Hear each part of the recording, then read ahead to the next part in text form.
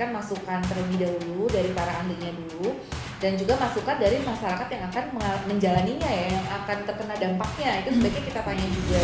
Nah, ini konsekuensinya nanti banyak hal-hal yang akan melanggar tata kelola dari koperasi yang akhirnya dikhawatirkan dana pemerintah itu bukan digunakan untuk pembangunan koperasi, tapi digunakan untuk, atau di bahasa lainnya diselewengkan. Ini bisa dibilang nih agak terburu-buru banget nih ya gitu. Proyek Koperasi Desa Merah Putih ini.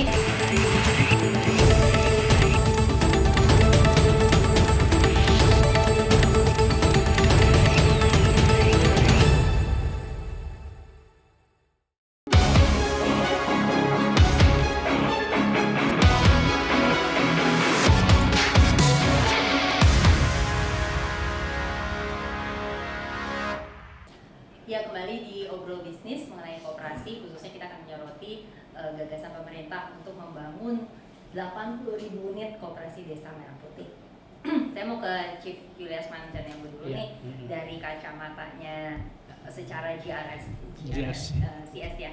Di mana sih yang sebetulnya elemen yang paling mendesak untuk memperkuat koperasi supaya ini juga bisa meningkatkan levelnya gitu loh. Oke. Pertama mungkin ada rekomendasi yang sekarang mendesak sebenarnya dilakukan pemerintah. Ini bicara level besarnya dulu, bahwa pengawasan koperasi ini sekarang masa transisi dari OJK ke organisasi yang akan dibentuk di bawah Kementerian Koperasi. Nah, cuma sekarang sedang terjadi vakum lah gitu ya.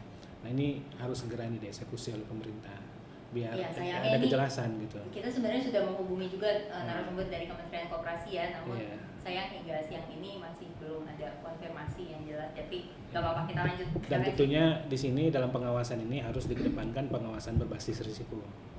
Ya, kita udah kenal ada pemerintah menerbitkan regulasi tentang risiko pembangunan nasional. Nah, ini perlu diintegrasikan juga risiko pembangunan dan framework risiko pembangunan nasional dalam risiko terkait koperasi. Nah, ini karena selama ini risiko pembangunan nasionalnya belum membumi gitu, masih di komsel atas, ke bawahnya belum membumi ke dalam praktek-praktek ekonomi. Nah, ini perlu segera pemerintah ini mengkonsolidasikan supaya ini bisa applicable ke semua sektor, khususnya sektor koperasi yang kita ingin genjot cepat nih. Sebenarnya bukan koperasi aja, ini MBG juga perlu kita perkuat dari sisi manajemen risikonya. Kalau manajemen risikonya bagus, nggak mungkin keracunan sebanyak itu. Iya, nih MBG lagi-lagi kita balik ke MBG, tapi memang kita nggak bisa meninggalkan juga bisa soal. lepas. Kita juga nggak bisa meninggalkan juga, dan ini soalnya harusnya menjadi pelajaran juga untuk pemerintah kan, untuk mewujudkan satu program yang mungkin cita-citanya baik gitu ya, baik, tapi pada implementasinya kan ada banyak hal sekali yang perlu dipertimbangkan gitu ya.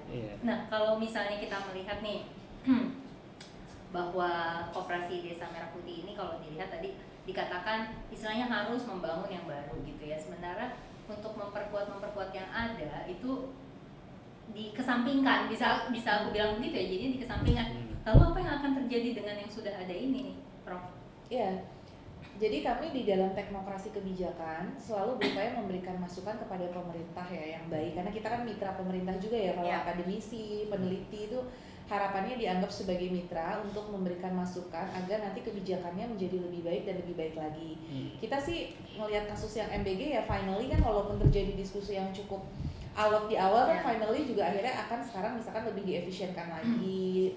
Ada perkembangan lah. Kita jadi juga berpikir optimis bahwa mudah-mudahan KDKMP ini bisa nanti tadi tidak harus dengan yang baru tadi misalkan, karena kalau misalkan kita kekeh dengan yang baru itu kan dalam ekonomi itu selalu ada yang namanya opportunity cost dan trade off. Jadi sebenarnya kita bisa menggunakan yang sudah ada yang costnya lebih murah ya, itu sehingga keuntungannya itu bisa lebih cepat tercapainya gitu sebenarnya. Walaupun utama koperasi bukan keuntungan, tapi kan kita keuntungannya dari anggota dan untuk anggota juga ya. Artinya untuk masyarakat umum ini bisa bermanfaat. Nah, kalau ada, jadi gini, jangan sampai dia kanibal terhadap yang ada ya. Karena yang ada itu kan berarti akan jadi obsolete atau menjadi sunk cost dalam ekonomi. Jadi kalau sunk cost itu ya nggak kepake buat apa-apa. Kita bangun baru padahal ada yang bisa kita optimalkan, nah itu nggak digunakan gitu. Jadi sunk cost itu kan berarti ekonomi itu dikhawatirkan oleh banyak pihak loh sebetulnya. Iya, banyak sunk cost yang tidak terpakai, dan nanti ketika misalkan ternyata gerai itu tidak dibutuhkan, misalkan katanya ada ya koperasi dibangun di ujung mana gitu yang sepi lah, siapa yang mau beli, sudah dibangun ya walaupun mungkin itu nggak hanya tertentu saja ya, 1-2 case atau ya nggak banyak, mungkin berapa persen, cuma in case seperti itu kan sayang banget sudah dibangun tapi tidak bisa dimanfaatkan nilai ekonominya. Itu benar-benar dalam ekonomi itu kerugian banget, karena dalam ekonomi itu sumber daya terbatas. Kalau kita tidak menggunakannya dengan baik, nanti itu nilai ekonomi kita tuh jauh berkurang. Nah, ini kapan sih bisa dilihat gitu? Maksudnya kan kita juga tadi kalau dikatakan oleh Chief Juliusman 5 tahun lalu nanti ada kemungkinan berganti lagi. Nah, ini kapan nih bisa dilihat kalau misalnya dikatakan nggak cepat, tapi kira-kira berapa lama untuk bisa melihat bahwa oke, ini bermanfaat atau enggak? Iya, dalam ekonomi ataupun dalam ilmu kebijakan kan kita biasanya ada jangka pendek, menengah, panjang ya. Dalam jangka pendek itu 0 sampai 3 tahun, menengah itu biasa 3 sampai 5, 5 sampai 10 itu jangka panjang gitu. Nah, kita tuh sebenarnya bisa melihat hasil harusnya di menengah sudah mulai kelihatan ya. Jadi ya di menengah itu nanti di akhir periode misalkan 2029 kita udah bisa assess sebetulnya seberapa efektif sih dari yang sudah dibangun itu. Kelamaan nggak sih itu, Chief? Ya memang dari sisi risiko ya, karena tadi kalau misalnya ada risiko sunk cost dan lain-lain itu kan jadi satu kerugian yang sangat disayangkan banget gitu loh. Iya, sebenarnya kalau dievaluasi baru 2029 itu udah penghukuman jadinya, bukan evaluasi untuk improvement. Benar-benar bisa kelihatan gitu ya Pak. Kalau jangka pendek kan kita kurang holistik juga, karena kan bisnis itu bisa berjalannya berapa tahun kan baru bisa kita nilai kan. Ya dalam jangka pendek udah bisa ada indikator-indikator. Maaf saya kepotong ya, tapi nanti bisa ini kan diskusi namanya juga diskusi. Maksud saya tuh jadi itu sebenarnya udah bisa evaluasi jangka pendek juga sudah bisa, tapi kita belum bisa lihat secara holistik, karena kan kalau kita ya ini juga kan Pak Juliusman juga pasti jago.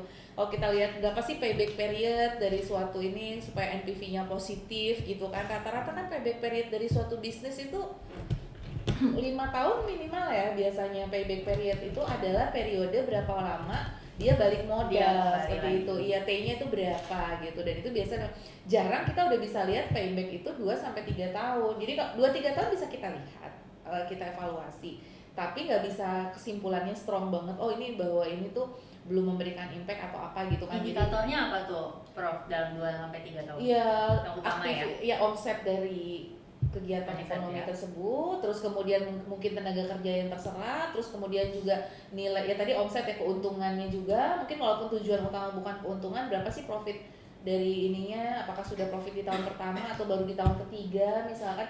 Kan awal biasanya invest dulu kan, capex dulu yang tinggi gitu kan. Nah ini kan capexnya tinggi ya, 3 miliar itu. Terus nah kapan dia memberikan keuntungan? Dalam pengalaman kami kalau visibility of business tuh rata-rata minimal 5 tahun dia baru payback period gitu. Jadi payback period dengan NPV positif baru bisa kita lihat, walaupun memang kalau untuk koperasi kayaknya mungkin nggak bisa pure private payback period atau private NPV ya, karena ada social aspeknya juga harus kita hitung. NPV sosial tuh maksudnya ya kita ada kekeluargaan, ada aktivitas, mungkin belum untung tapi minimalnya kita ada kegiatan bareng, udah ada lesson dan bersama bahwa ini loh bisnis yang cocok di daerah kita dan seterusnya. Itu juga nanti kita nilai sosial ekonomi. Jadi bukan cuma nilai ekonomi tapi juga nilai social present value-nya berapa, payback period berapa. Tapi itu rata-rata lanjut. Ya, jadi sebenarnya kalau di korporasi itu kan sebenarnya kita sudah lazim ya bahwa KPI itu dievaluasi tiap bulan, maka bukan tiap tahun gitu. Bahkan setengah bulan sudah tahu tuh KPI-nya tercapai atau enggak gitu kan. Nah jadi hal ini mungkin kalaupun tidak tiap bulan, minimal 3 bulan sekali lah dievaluasi KPI-nya tercapai atau tidak misalnya. Indikator kinerja dari koperasi itu bisa, kalau menurut saya sih bisa diambil dari pertama jumlah anggota koperasinya bertumbuh atau berkurang. Kedua dan masalah payback period mungkin prioritas terakhir lah itu KPI-nya, karena memang dia lebih membangun ekonomi bersama kan gitu kan, jadi bukan sasaran utamanya bukan keuntungan finansial gitu. Nah tapi nggak apa-apa dimasukkan sebagai salah satu indikator gitu. pertumbuhan jumlah anggota, kemudian keterlibatan anggota, partisipasi anggota. Kan tadi kan kita bicara bahwa koperasi itu terkait dengan kegotong royongan dan kekeluargaan. Nah, itu harus bisa terpotret dalam kinerja. Jadi apakah peserta koperasinya aktif nggak belanja di koperasi, ataupun dia terlibat nggak dalam simpan pinjam, dia minjam atau enggak gitu. Nah, itu tingkat partisipasi anggota, tingkat keterlibatan anggota itu bisa diukur sebagai salah satu kerja. Jadi dan itu sebenarnya bisa, datanya itu bisa tersedia tiap bulan kan harusnya itu. Apalagi sekarang kan dengan Permenkop yang baru 2024 tentang koperasi yang sudah merekomendasikan digitalisasi pencatatan koperasi, itu lebih mudah lagi. Artinya untuk evaluasi kinerja koperasi itu bisa bahkan real time itu, bukan lagi kalau misalnya digitalisasi itu sudah jalankan, ya kita anytime bisa kita dapatkan kinerjanya, bukan lagi bulanan gitu. Oke. Kalau kita bicara mengenai transformasi digital yang tadi dikatakan, saat ini sudah sejauh mana itu diterapkan untuk koperasi di Indonesia? Ya, at least paling tidak untuk yang program terbaru inilah. Seharusnya menjawab pemerintah sih ya. Tapi yang paling tidak, ini masih riset yang dilakukan sebuah lembaga, saya ngutip bahwa sekarang masih terkendala cukup banyak karena memang kompetensi orang-orang yang mengelola koperasi ini masih terbatas untuk bidang teknologi, keperluan personal SDM, dan bukan hanya SDM, artinya kan sumber daya itu kan perlu investasi untuk digitalisasi, itu kan perlu investasi, perlu server, perlu pengembangan sistem informasi, dan kita belum melihat arah bahwa karena ini dibutuhkan untuk keperluan bersama, pemerintah harus ambil inisiatif untuk mengembangkan sistem informasi yang bisa digunakan oleh seluruh koperasi misalnya. Itu belum kelihatan. Kan sebenarnya standar akuntansinya kan sama kan gitu kan, semua koperasi seharusnya standar akuntansinya sama, artinya pencatatannya juga harus sama kan. Artinya sistem digitalisasinya bisa lebih sederhana dan itu bisa diambil oleh pemerintah. Tapi sampai saat ini kita nggak melihat, atau kita nggak mendengar, atau saya yang kurang dengar bahwa ada inisiatif dari pemerintah untuk mendevelop sebuah sistem yang bisa digunakan oleh semua koperasi, sistem digital, dan itu sepertinya perlu diambil langkah itu oleh pemerintah. Mungkin ada informasi nih dari Prof. Teresa karena juga sempat terlibat ya Prof ya? Iya, meskipun again disclaimer-nya tetap perlu dipastikan pemerintahnya ya. Terkait apa tadi? Terkait transformasi digital, bagaimana untuk tata kelola digitalnya di koperasi Merah Putih ini? Iya, waktu itu sih ada digitalisasi koperasi ya, tapi itu sebetulnya one step again ya, maksudnya tentunya yang ingin dibangun memang ada waktu itu, kalau nggak salah saya pernah lihat ada blueprint rencana gitu untuk pengembangan koperasi itu, kalau tidak salah memang ingin diarahkan juga adanya digitalisasi gitu kan, agar lebih modern ya. Jadi dengan tadi ya sistemnya ini bisa ada dashboardnya, nanti kita bisa memantau secara real time dan seterusnya, itu memang sangat dibutuhkan sih. Tapi kalau kita tuh sebenarnya gini ya, jangankan bicara digitalisasi, PR kita itu sebenarnya masih banyak banget. Maksudnya dari sisi tadi ya, human capital aja itu benar-benar SDM koperasi itu ya, terus kemudian bagaimana belum bicara manajemen modern ya, manajemen yang standar konvensional aja, konservatif itu belum bisa diterapkan 100% juga, tata kelola dan lain sebagainya gitu. Digitalisasi itu pasti bagus, cuman ya kita agak realistis juga, ini di pedesaan juga ya, dengan 80.000 dengan variasi dan heterogenitasnya gitu. PR yang konvensional aja kita masih banyak ya, maksudnya untuk infrastrukturnya. Nah, misalkan untuk digitalisasi kan butuh internetnya, butuh jaringannya, butuh anggaran juga untuk mengembangkan digital. Tapi kita udah nggak dispute, memang namanya digitalisasi itu pasti akan membuat lebih efisien, membuat lebih pemantauan juga lebih mudah. Kemudian digitalisasi ini kan juga pasti mempermudah untuk transaksi-transaksi yang akan dilakukan, pengawasannya jadi lebih mudah juga. Pokoknya pasti banyak deh benefit dari digitalisasi ya, dan pengelolaan juga lebih modern, lebih terpantau dan seterusnya. Tetapi again ini yang masalah-masalah konvensional juga seperti pasar dan lain sebagainya itu aja masih banyak kendala, tumpang tindih regulasi gitu kan, koordinasi sinergi lintas sektor aja belum banyak yang berjalan, sehingga digitalisasi itu penting, tapi juga jangan melupakan PR-PR yang memang yang konvensional yang harus kita bereskan juga gitu. Jadi digitalisasi tapi nggak diberesin aparat-aparatnya, nggak diberesin kebiasaan-kebiasaan buruk kita, yang misalkan tadi tata kelola, kemudian memastikan semua sesuai dengan tata kelola yang baik ya, perilaku koruptif dan lain sebagainya. Karena kan kita sering dengar juga misalkan koperasi ini banyak yang akhirnya dananya dibawa kabur pengurus, itu sering banget ya dari zaman dulu. Nah, Koperasi bodong dan sebagainya. iya, wah pokoknya banyak banget deh permasalahan-permasalahan yang ada. Nah, itu harus diberesin juga. Jadi digitalisasi tanpa itu ya nanti nggak akan terlalu banyak manfaatnya kalau misalkan yang basicnya itu nggak kita kerjakan gitu loh. Jadi yang artinya sekedar reminder bahwa meskipun digitalisasi itu sangat baik dan itu pasti kita juga mengarah ke sana, namun juga persoalan-persoalan konvensional yang selama ini mewarnai koperasi kita itu perlu diperbaiki, seperti itu sih. Oke, nah kalau misalnya langkah mitigasi risikonya sendiri, termasuk juga untuk digitalisasi kan mungkin ada risiko-risiko seperti data-data keanggotaan dan lain sebagainya. Ini langkah mitigasi risikonya seperti apa nih? Ya, jadi pertama risikonya adalah kompetensi orang yang menggunakan itu. Kalau kita mau perluas tentang digitalisasi koperasi, pertama kompetensi dan juga kemampuan sumber daya lainnya ya, pengadaan server atau pengadaan alat komunikasinya, termasuk di sana ketersediaan jaringan komunikasi. Karena apalagi kalau misalnya koperasi di desa, tadi sudah disinggung oleh juga Profesor bahwa internet masih terbatas, yang mampu menggunakan laptop ataupun komputer juga masih terbatas orangnya gitu ya, sehingga sistem informasi itu belum tentu menjawab kebutuhan mereka. Nah jadi ya oke lah kalau misalnya di kota rata-rata orang sudah paham, tapi kalau di desa saya masih meragukan apakah semuanya sudah melek dengan digital, melek dengan sistem informasi atau tidak. Nah ini penting untuk jadi perhatian risiko yang perlu kita mitigasi ya. Artinya pertama kita harus perluas jangkauan internet kita ke desa-desa, dan perlu edukasi juga tentang atau perlu disiapkan kader-kader, mungkin alumni SMK yang mampu mengoperate sistem informasi di desa. Dan ini artinya tidak selesai di Menteri Koperasi sendiri. Ini perlu, ini nggak instan. Ini perlu kerjasama multi stakeholder ya, dari kementerian, dari pendidikannya harus menyiapkan tenaga-tenaga vokasi yang terampil untuk mempraktekkan digitalisasi ini di level desa begitu.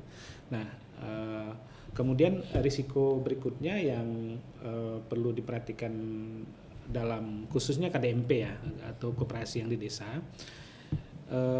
Tadi untuk digitalisasi ini ya problemnya kepatuhan kepada standar-standar dalam koperasi. Saya khawatir bahwa misalkan ini kan dikelola banyak oleh militer ya, yang kita ketahui bahwa militer itu tidak terlalu tunduk pada regulasi undang-undang biasanya,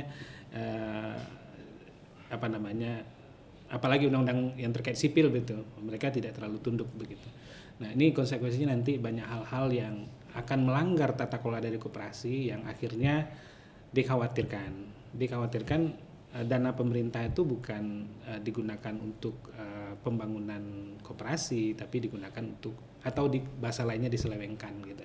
Nah itu mekanisme pengawasan menurut saya sampai sekarang belum clear untuk ini, sehingga sangat berpotensi besar KDMP ini juga mengalami persoalan yang sama dengan MPG. Oke, ini sebetulnya jadinya kayaknya banyak sekali elemen yang harusnya disiapkan, nggak dalam waktu sesingkat ini ya, untuk tahu-tahu membangun di sana, di sini, di sana, sini. Tadi sudah disinggung harusnya pakai plan project dulu ya Prof ya. Iya, betul itu dia. Makanya saya ada pertanyaan sederhana, tapi mungkin bisa dijawab setelah break ya, karena kita perlu break juga. Tapi Prof, saya cuma mau nanya hal yang simpel aja. Sebetulnya untuk mengkaji ini semua, dilibatkan nggak sih akademisi dan pakar-pakar ekonomi ini? Dijawab sesaat lagi.